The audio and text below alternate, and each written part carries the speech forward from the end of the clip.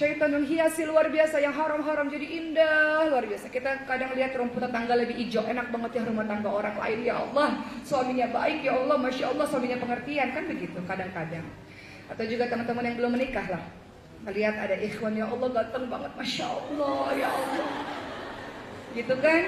Terus dipantengin, gak godol basah, gak jaga pandangan, jadi dipantengin terus, ya Allah. Atau ada ustadz yang ganteng, dilihatin terus, ya Allah, adem banget kayak ubin masjid, ya Allah. Wabarakatuh. Alhamdulillahirabbil alamin wa bihi nasta'in ala umuri dunya waddin wassalatu wassalamu ala asyrafil anbiya'i wal mursalin wa ala alihi wa sahbihi ajma'in, amma ba'd. Rabbi shrah li sadri wa yassir li amri wahlul 'uqdatam min lisani yafqahu qawli. Sudah siap kameranya, Mas? Terus ngomong aja direkam. Udah siap kameranya? Oke. Baik, alhamdulillahirrahmanirrahim. Terima kasih teman-teman sekalian. Pekanbaru menjadi agenda safari dakwah saya yang berikutnya. Selama 2 hari saya akan berada di Pekanbaru dan sekitarnya dan mengisi 6 titik ceramah insya Allah. Pekanbaru bukan merupakan kota yang asing buat saya. Saya sudah beberapa kali datang ke sini dan saya sendiri lahir dan besar di Batam, Kepulauan Riau. Yang kalau lomba tingkat provinsi dulu pasti sampainya ke Pekanbaru.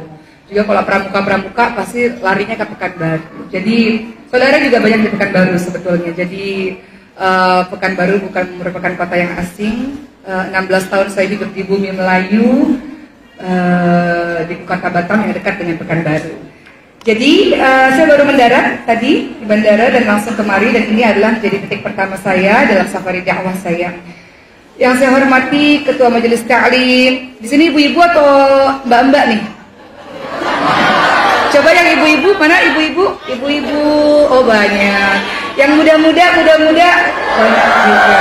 Yang nenek-nenek, ada nenek-nenek? Nenek-nenek, oh ada juga. Baik, hari ini kita akan membahas mengenai, di sini judulnya adalah bidadari dalam Al-Quran, tapi saya tidak mau persempit menjadi bidadari. Saya ingin membahas mengenai kisah-kisah yang berkenaan dengan wanita yang disebutkan di dalam Al-Quran, baik itu wanita yang menjadi bidadari surga maupun wanita-wanita yang durhaka kepada suaminya, kepada pasangan hidupnya, wanita-wanita yang mengerjakan perbuatan-perbuatan buruk yang juga diceritakan dalam Al-Quran yang membuat kita mengambil pelajaran yang banyak. Tentu saja teman-teman sekalian, teman-teman sering mendengar pepatah yang menyebutkan kalau ada laki-laki hebat berarti ada perempuan hebat di sisinya, betul? Ini berlaku pada semuanya, termasuk kepada kepala negara kita. Ada Bapak B.J. Habibie yang hebat, kan ada filmnya, ini gak promosi film ya. Cuman kan ada Ibu Ainun yang hebat di sisinya, betul? Ada Pak SBY yang hebat, ada Ibu Ani yang hebat di sisinya. Termasuk juga dengan para nabi-nabi kita. Ada Nabi Muhammad SAW yang hebat, ada istri yang hebat, Siti Khadijah binti Khuwailid radhiyallahu anha di sisinya.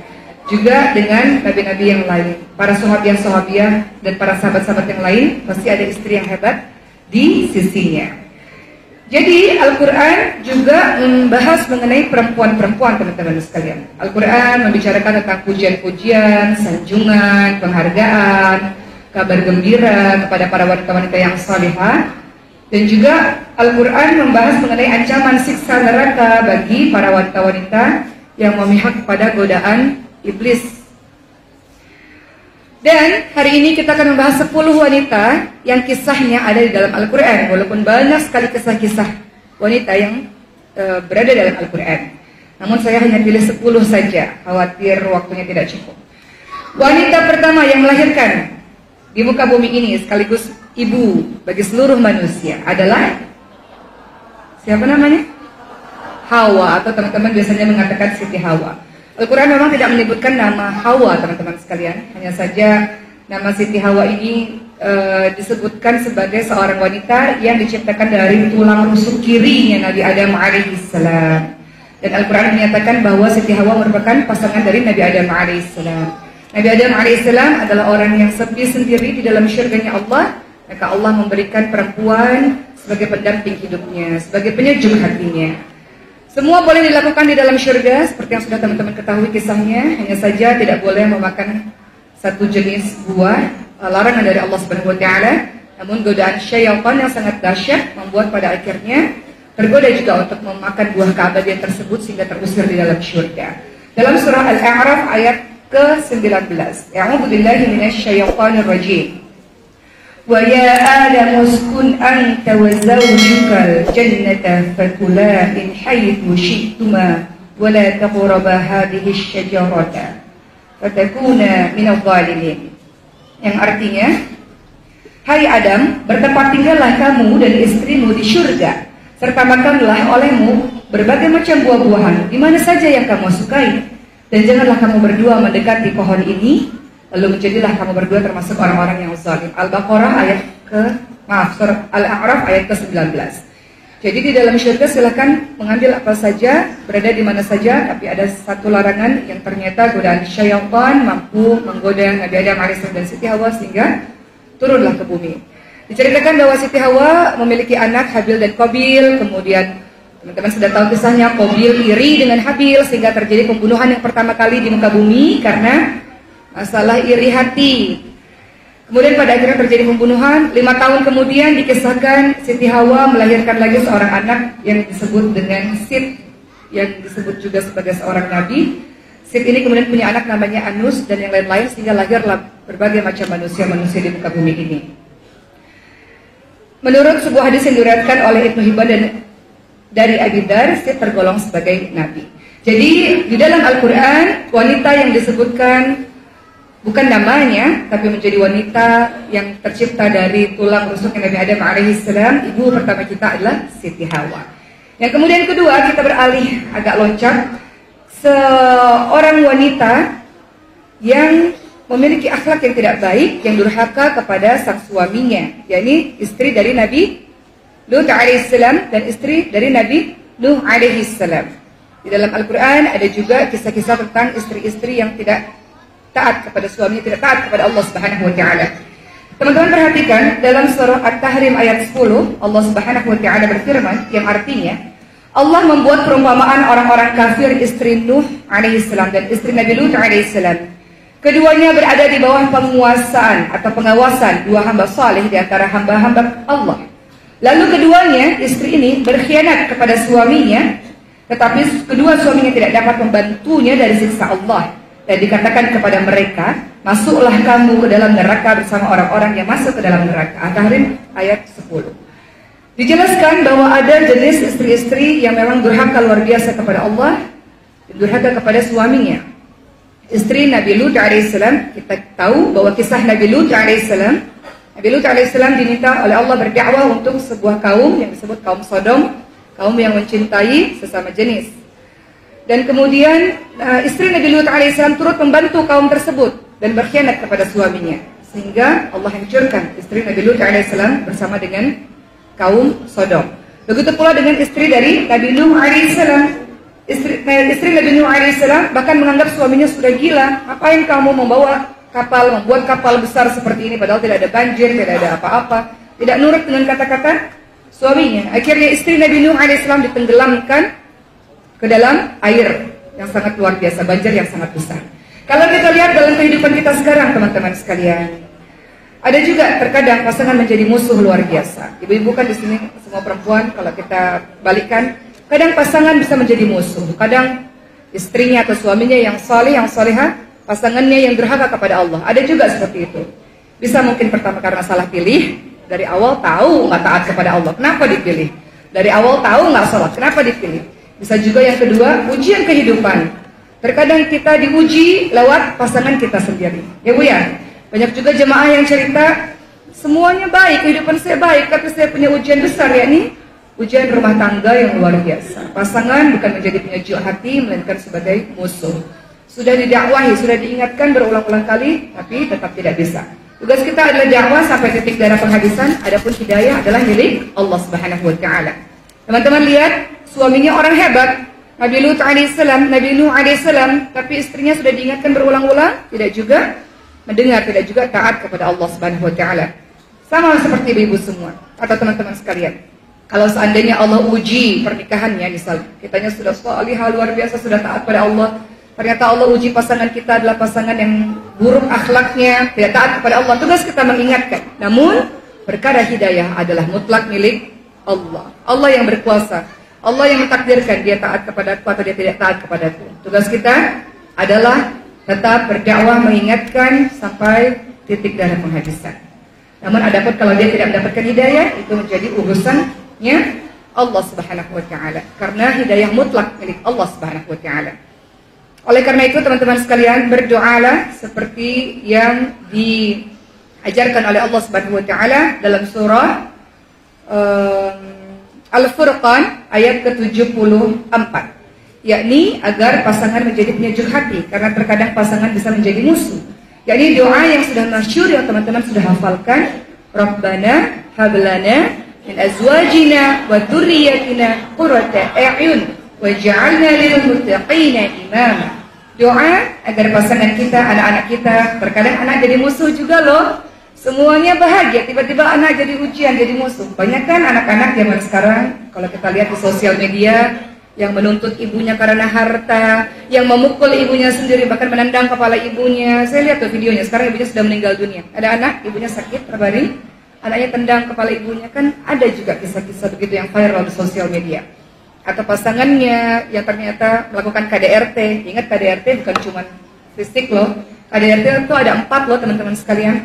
KDRT secara fisik, menampar, menendang, memukul. KDRT secara lisan, kata-katanya nyelekit, ya Allah, menyakiti hati, merendahkan, gak dianggap istrinya. Itu KDRT secara lisan atau secara psikis. Atau ada KDRT secara seksual abuse dan sebagainya. Atau ada KDRT secara nafkah, secara harta, tidak dinafkahi. Itu juga termasuk kekerasan rumah tangga. Jadi agak melenceng sedikit, kita minta kepada Allah, termasuk saya, karena terkadang kita tidak pernah tahu ujian apa yang akan Allah berikan kepada kita. Doakan agar Allah karuniakan kita sifat sabar tanpa akhir, ya Allah, sabar ya Allah. An-Nisa 19, lihat. Fa'in karitumuhunna fa'asa an takrahu syai'an wa yaj'alallahu fihi khairan katsiran. Sabar, kalau ada pasangan yang berbuat kita nggak suka, minta kekuatan kepada Allah, sabar. Sabar itu bukan berarti diem, gak ngapa-ngapain. Gak juga. Sabar itu ikhtiar dan doa terus-menerus. Dan juga kita doa agar pasangan kita tidak seperti istri Nabi Lut atau istri Nabi Nuh alaihissalam yang menjadi musuh, yang berkhianat. Kita doakan agar pasangan kita menjadi penyejuk hati untuk kita. Berikutnya, kisah yang diabadikan di dalam Al-Quran berkaitan dengan wanita adalah kisah istrinya Nabi Ibrahim alaihissalam. Siapakah istri dari Nabi Ibrahim alaihissalam, kawan-kawan sekalian?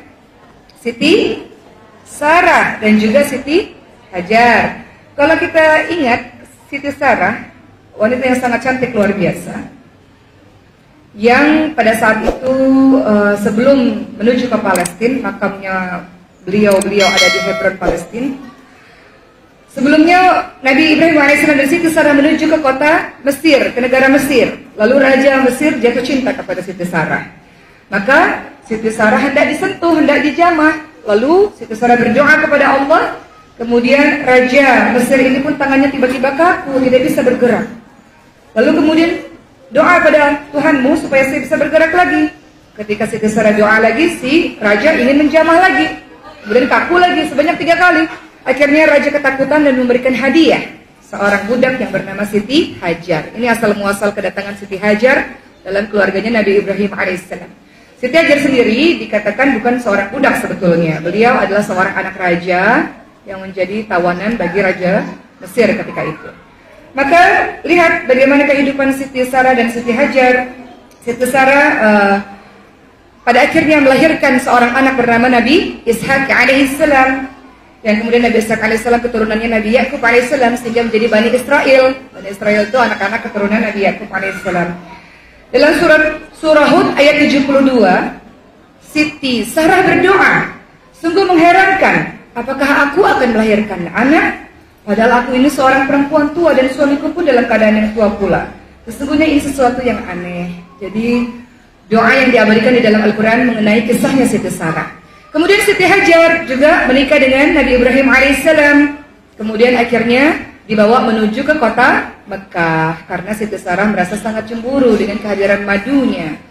Dan Siti Hajar pada akhirnya melahirkan anak yang kita kenal dengan nama Nabi Ismail alaihissalam, yang keturunan bawahnya adalah Nabi Muhammad sallallahu alaihi wasallam. Jadi teman-teman sekalian, keturunannya Siti Sarah menjadi bangsa Israel atau Bani Israel, yaitu melalui keturunannya Nabi Ishaq alaihissalam dan Nabi Yakub alaihissalam. Tapi kalau dari keturunan Siti Hajar, keturunan bawahnya adalah Nabi Muhammad sallallahu alaihi wasallam dan juga merupakan nenek moyang dari bangsa Arab.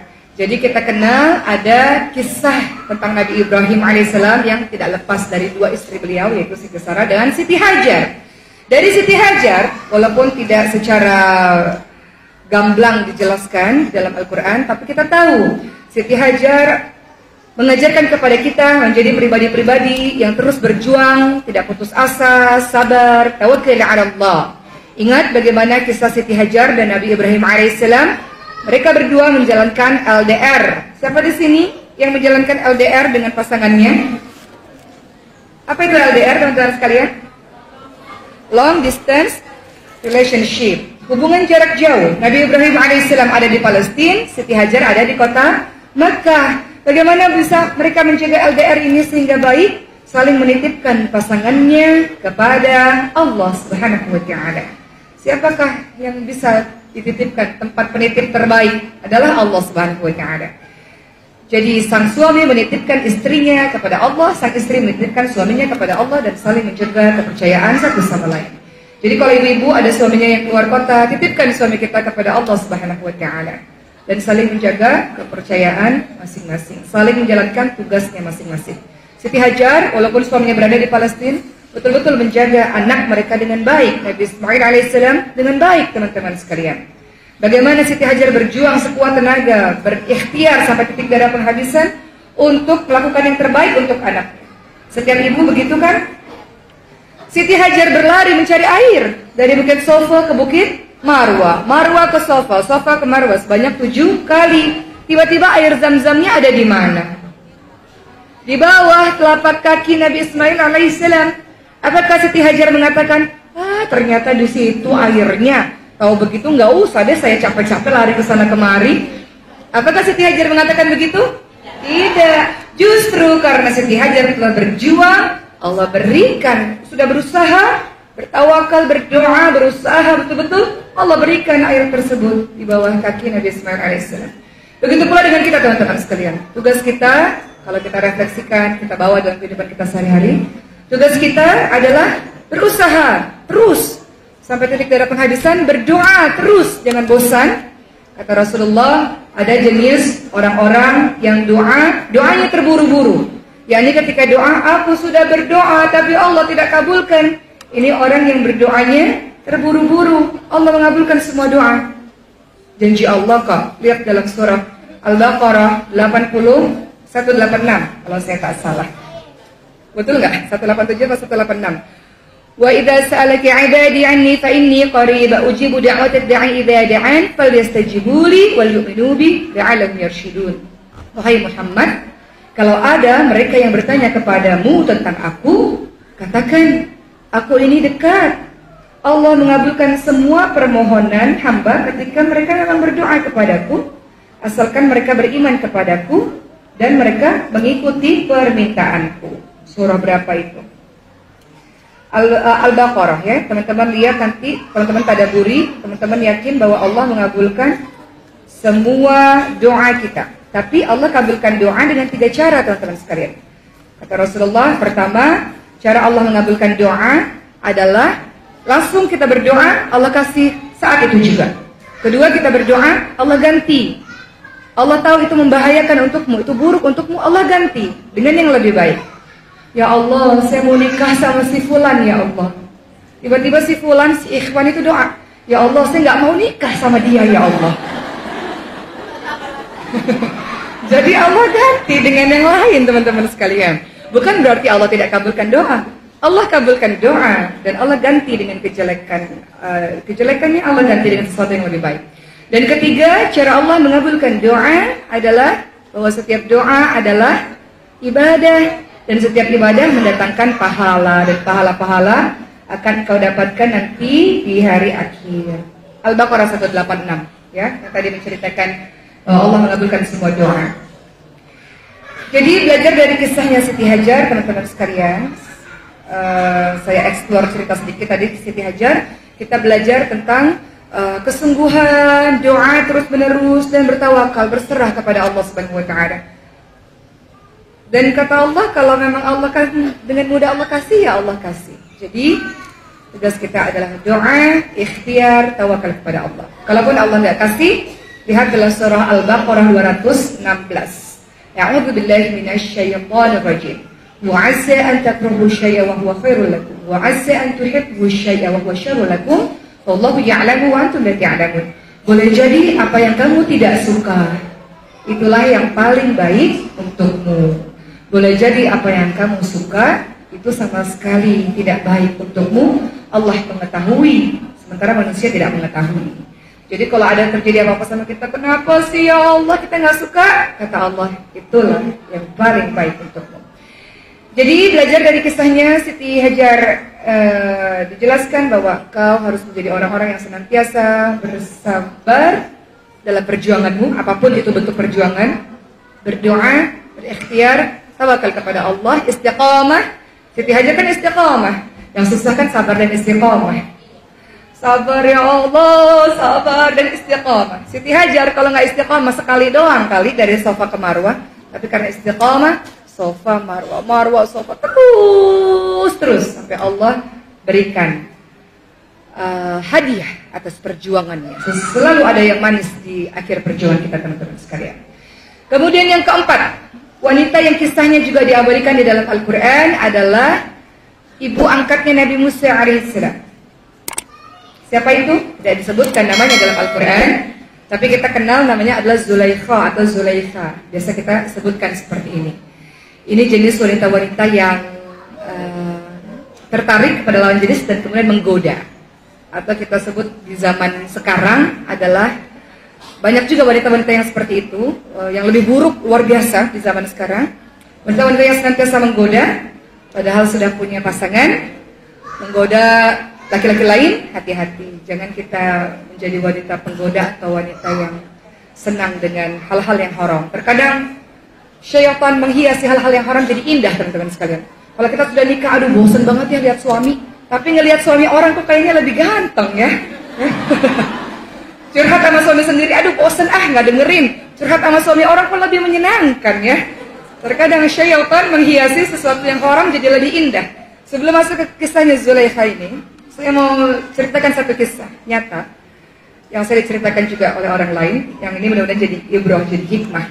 Ada seorang suami yang jatuh cinta luar biasa pada asisten rumah tangganya. Kemudian sang suami ini mengatakan, ini mungkin nggak terjadi dalam kehidupan nyata? Sangat mungkin kan? Akhirnya sang suami ini mengatakan pada asisten rumah tangga, tunggu di kamar kamu jam 12 malam, saya akan ke sana. Lalu asisten rumah tangga ini mengadulah kepada majikan yang perempuan, ibu datang ya ke kamar saya, soalnya bapak mau datang ke kamar saya. Gitu. Akhirnya sang ibu ini, sang majikan perempuan ini bertukar tempat. Jadi sang pembantu rumah tangganya keluar, sang ibu atau majikan perempuan ini menuju ke kamarnya asisten rumah tangga. Digelapkan, semua lampu gelap, dimatikan. Sampailah suaminya datang tanpa bersuara, melakukan sesuatu yang dibenci oleh Allah. Tanpa bersuara, dengan penuh semangat. Sang suaminya ini tiba-tiba udah selesai, dinyalakan lampu. Kagetlah suaminya, teman-teman sekalian. Kata sang istri, sama saja kan? Sesuatu yang haram kadang lebih indah. Syaitan menghiasi sesuatu yang haram dengan sangat indah sehingga kau bersemangat seperti ini.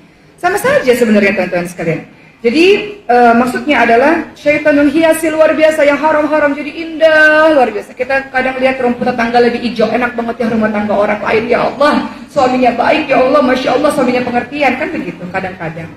Atau juga teman-teman yang belum menikah lah, lihat ada ikhwan, ya Allah ganteng banget Masya Allah, ya Allah gitu kan, terus dipantengin, gak godol basah, gak jaga pandangan, jadi dipantengin terus, ya Allah. Atau ada ustadz yang ganteng, dilihatin terus, ya Allah adem banget kayak di masjid, ya Allah. Ya begitulah ya cara syaitan menghiasi segala sesuatu. Kembali kepada kisahnya Zulaikha, teman-teman sekalian. Tahu kan kisahnya Nabi Musa alaihissalam, tak perlu saya ceritakan secara detail. Tapi yang jelas Nabi Yusuf alaihissalam. Salah saya dari tadi. Kisahnya Nabi Yusuf alaihissalam. Maaf ya, ralat tadi ya. Kisahnya Nabi Yusuf alaihissalam dengan Zulaikha, dengan ibu angkatnya.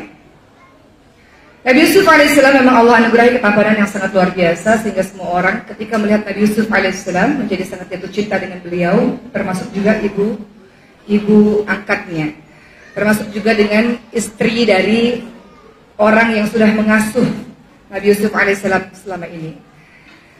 Kemudian teman-teman lihat dalam surah Yusuf ayat 23 apa yang dikatakan oleh Zulaikha. Wa qalat hayta lak, marilah ke sini, datanglah ke sini. Apakah Nabi Yusuf alaihissalam mau? Nabi Yusuf alaihissalam berkeinginan juga terhadap Zulaikha, teman-teman sekalian. Namun tiba-tiba Allah berikan tanda-tanda, tiba-tiba Nabi Yusuf alaihissalam melihat wajah ayahnya, tanda-tanda dari Tuhannya, akhirnya tidak jadi melakukan kepada Zulaikha. Jadi Nabi Yusuf alaihissalam mengatakan dalam surah Yusuf ayat 23, aku berlindung kepada Allah, sungguh Tuanku telah memperlakukan aku dengan sangat baik. Jadi Nabi Yusuf alaihissalam sempat tergoda, namun takut kepada Tuhannya. Begitu pula terkadang kita dalam kehidupan nyata ini, teman-teman sekalian. Kadang seseorang yang kita sukai, kita mulai tergoda, namun katakan, inni akhafullah, saya takut kepada Allah Subhanahu wa ta'ala. Yang muda-muda kan banyak. Ada yang mengatakan, saya mencintaimu karena Allah. Kan modus kan, kadang-kadang tuh. Atau pacaran syariah tuh yang umi abi itu loh. Jangan lupa buka puasa ya ukhti, aku mencintaimu karena Allah. Jangan lupa makannya ya, jangan lupa tidurnya ya. Dia kalau ngantuk juga tidur sendiri. Kalau lapar juga makan sendiri, nggak usah disuruh-suruh. Jangan lupa salat malamnya ya, aku mencintai kamu karena Allah, gitu kan? Jadi yang gitu-gitu, hati-hati teman-teman sekalian, nanti akan terus berlanjut, step by step, sampai akhirnya nanti mungkin saja kau akan menuju kepada perzinahan. Termasuk juga ibu-ibu yang sudah menikah, bukan berarti lolos dari ujian. Kan tadi saya bilang, kadang rumput tetangga lebih hijau, kadang suami orang lebih keren dibanding suami sendiri. Jadi hati-hati step by step cara syaitan menggoda. Namun kalau sudah mulai tahapan yang luar biasa, katakan aku takut kepada Allah Subhanahu wa ta'ala. Bukankah termasuk 7 golongan orang yang akan Allah naungi di padang mahsyar? Pertama adalah pemimpin yang adil, kemudian ada anak-anak muda yang tumbuh dalam ketaatan kepada Allah, orang-orang yang memakmurkan masjid, orang-orang yang bersedekah dengan ikhlas, orang-orang yang bertemu karena Allah dan berpisah karena Allah, orang-orang yang ketika diajak berzina, dia katakan aku takut kepada Allah. Engkau suka pada orang tersebut, tapi engkau tekan segala macam hawa nafsumu, kau katakan aku takut kepada Allah. Ketujuh orang-orang yang menangis dalam kesendiriannya karena takut kepada Allah Subhanahu wa ta'ala. Jadi lihat bagaimana Nabi Yusuf alaihissalam walaupun sempat tergoda dengan Zulaikha, namun Nabi Yusuf alaihissalam ingat kepada Tuhannya. Aku takut kepada Allah Subhanahu wa ta'ala. Hati-hati siapapun yang terjebak kepada perzinahan, bagi mereka dari golongan bujang atau dara atau dari anak-anak gadis, ketika melakukan perzinahan dalam hukum Islam adalah dia dicambuk 100 kali lalu diasingkan selama 1 tahun. Untuk orang yang sudah menikah dirajam, dikubur sampai ke leher, dilempari batu, kemudian sampai mati. Jadi itu hukuman Islam yang sangat menjaga kesucian dan kehormatan dari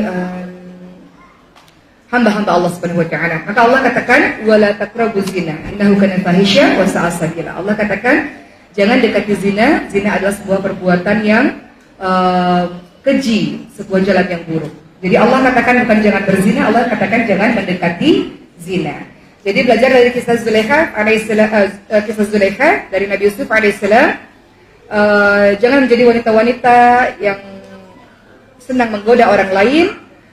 Termasuk cara menggoda itu lewat berbagai macam cara loh. Bisa lewat suara. Iya akhi, apa kabar akhi?